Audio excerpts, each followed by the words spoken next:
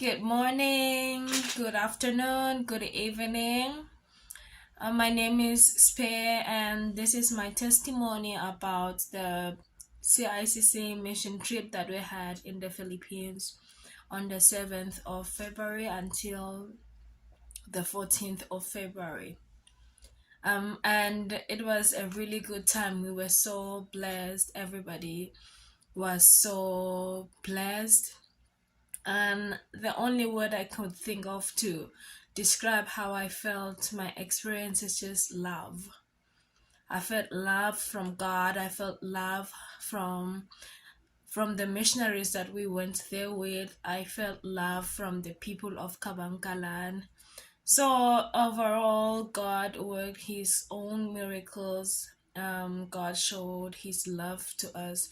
So let me start with us visiting the homes.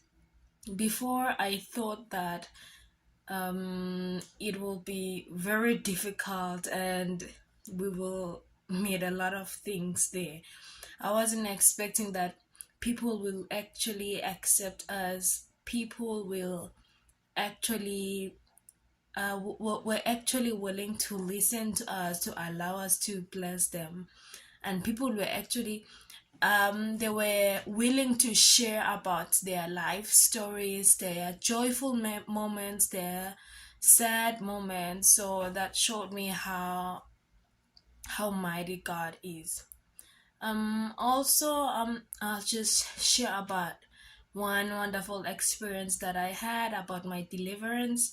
I remember it was a Friday night that I had a dream that I was gonna be delivered, and I just saw the place that we used to eat. There's one place that we used to eat and pray, just when we are tired of working in the fields outside, we go to that place and sit there for a while. So in the dream, I saw everything happening. I was being delivered, and then the deliverance was incomplete in the dream, and everybody just started leaving and left me there in that house in the dream. Just that happened in the dream. So the next day, I see everybody praying. Everybody was praying in tongues, and I'm just sitting there looking at everyone, thinking that, okay, I want to ask for a special prayer after everybody finishes.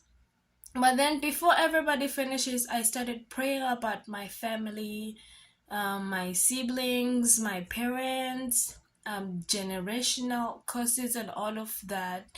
And I was really, I was really praying that we all get set free. And then they came and prayed with me, the youth and one sister, Maylene from our church. They came and prayed with me, and then they left. They went outside like it happened in the dream, and I was left there sitting. And one of my friends, Sora, she came to me and said, "Sphe, are you okay?" And she was trying to speak to me, and I was like, I felt overwhelmed. I couldn't respond to her. And she was like, "Okay, take your time. Don't worry, take your time." And then she left me. I continued sitting there, and then when I stood up and went to get some water, she was there. She was also getting herself some water, and then that's when I realized that I couldn't speak because she tried to talk to me again, and I couldn't move. This part of my mouth was just vibrating like this. Like I literally couldn't control it. I had the voice. I know I could feel that the voice could come out, but I couldn't utter a word because whenever I try to speak, this part of my mouth starts vibrating. And then at some point, I was so overwhelmed, worried, oh my God, am I going to be able to speak again? Why is my mouth vibrating like this? And then she was like, she wanted to ask Ate Bell, Sister Bell from our church. And I was like, no, don't bother anyone. I did because everybody was working outside. So, and I wanted to go there and work too, but I was really overwhelmed. And then she came, she hugged me, and she was there. She asked me if I want to say anything, if there's anything that I want to say, but I couldn't say anything. And then there's Mercy. Mercy went and called her mom. Her mom came and prayed with me, and then I could speak. I was like, oh my God, I can't speak now, because I was so worried that maybe I wasn't gonna be able to speak ever again. And I was like, oh, I can speak now. And then after that, we went and continued to work in the fields, and then we went to the homes. But throughout the entire time, I could feel that something was not right. Because as much as physically I was okay, I could talk to everyone, but my mouth was still vibrating, but a little bit.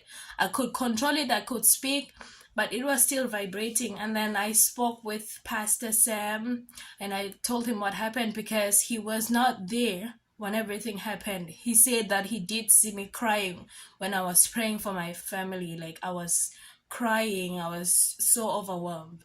So I told him what happened, and he prayed with me briefly. And then in the evening, he called Sister Esther, Sister Maylene, and there was AJ and Sora, and then they also prayed with me.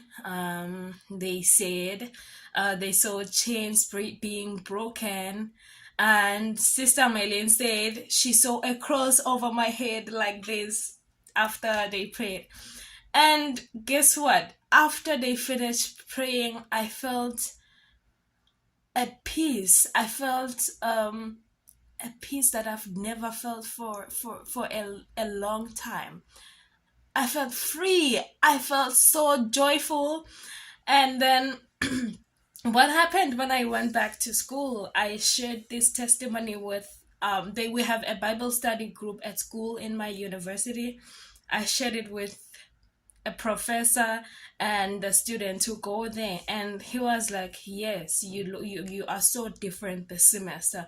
And I said, why do you say that? And he said, you've always been so awkward in a way that I cannot explain, but this semester you are so free, like your smile is just so bright. And I was like, so it really shows. Yeah, so that is what God did for me.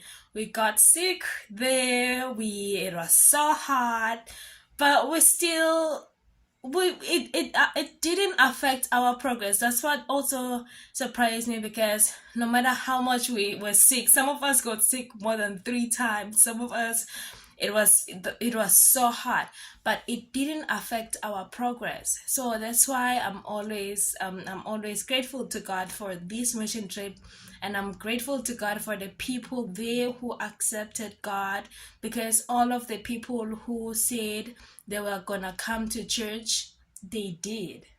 And it was so wonderful. That is my testimony. I hope you feel blessed. I hope you feel encouraged to keep going. God is gonna give you that deliverance that you need. God is gonna bless you the way that He knows what you need. He knows what you need before you ask for it. All right, thank you so much. Goodbye.